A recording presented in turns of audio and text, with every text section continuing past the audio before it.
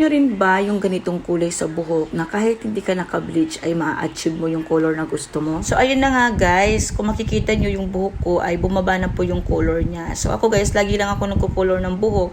Dati po kasi naka-bleach yung buhok ko noong 2021 pero hindi ko na siya inulit. Nung natanggal na yung bleach na, hindi ko na po inulit dahil alam po masisira yung buhok ko. So dahil nga gusto ko ma-achieve yung buhok ko na color na kung anong gusto kong color guys, ganito yung bibiliin nyo. Ito yung Bremod na bago nila na kahit hindi ka naka-bleach ay ma-achieve mo yung color na gusto mo.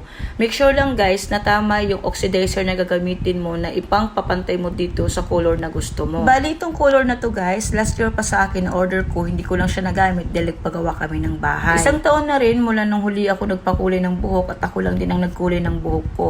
So ayan guys, kung makikita nyo may nilagay ako dyan na parang serum, yun daw ay para protektahan yung buhok natin para hindi siya tuluyan masira dahil sa mga kulay na gagamitin natin. Yung buhok ko po na yun ay hindi ko na po siya pinableach mula pa noong 2021, mula ngayon 2024 na. So bali yung buhok na yan ay buhok ko na po talaga yan at kulay lang yan. Dahil po nung na-bleach yan dati, talagang pinaubos ko, pinaiiksian ko yung buhok ko, pinagugupit ko, pinatatanggal ko na talaga yung aking buhok na naka-bleach. Dahil po hirap na hirap po ako dahil sobrang tigas sa buhok at the same time po naglalagas na yung buhok ko noon. Pero napakaganda po kasi ng Bremod dahil kahit hindi ka na po naka-bleach yung buhok mo ay ma-achieve mo pa rin yung gusto na kulay mo. Basta ayon lang po sa color na gusto mo at papantay po dyan sa kulay ng buhok mo. Ayan po, sa mga nagtatanong kung ano pong kulay na nilagay ko dyan, ito po ay golden brown. 7.3 po yung kanyang number dito sa pangkulay sa Bremod. Sa mga nagugustuhan ko dito sa Bremod ay hindi po siya matigas sa buhok pag natatapos na siyang banlawan. So ayan guys, ibababad ko muna siya ng mga 1 oras para kumapit talaga yung color na gusto ko or yung color na gusto kong ma-achieve sa buhok. Buti na lang talaga, mayroon pa akong natatabi or mayroon pa akong naitabi na Bremod na sachet nung pre nila nung bumili ako ng shampoo at conditioner. So ngayon guys, ito din ang gagamitin ko dahil napakalambot nito sa buhok at napakabango din niya sa buhok. Bali na 1 oras na ko at babanlawan ko na yung buhok ko. So ayan guys, kung makikita niyo yung buhok ko, conditioner at shampoo lang po ang nilagay ko dyan. Napakalambot na po ng buhok ko. So tingnan nyo guys ang kulay. So ayan, shout out sa aking mga pimple na naglalakihan. Charot. So anyway guys, ayan. Bali ipa-blower ko muna siya guys at pag natuyo yung buhok ko, saka ko naman siya paplansyahin ng bahagya para naman kumapit yung kulay na nilagay ko. Ayan, nakasanayan ko na rin kasi guys, tuwing na magkukulay ako ng buhok ko o magtitreatment ako ng buhok ko, talagang pinaplansya ko pagkatapos ko mag-blower.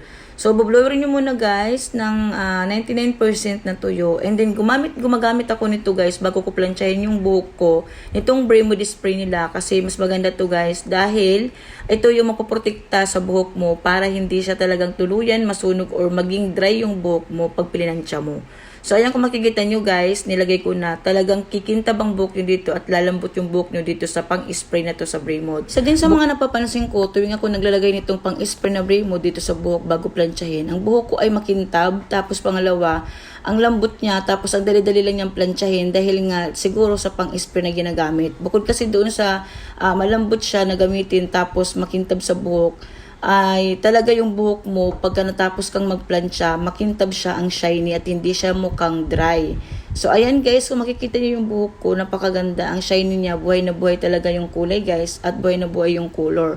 So ayan guys, sa mga gusto nito ilalagay ko sa aking comment section yung link kung saan ko siya nabili dahil super mura lang sila, 88 pesos lang kasama na yung kanyang oxidizer.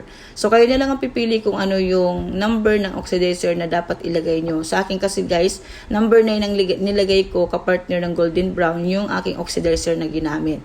So tingnan nyo guys, lalo na pag naaarawan siya, ang kintab niya, ang tingkad ng kulay at ang shine niya, 'di ba?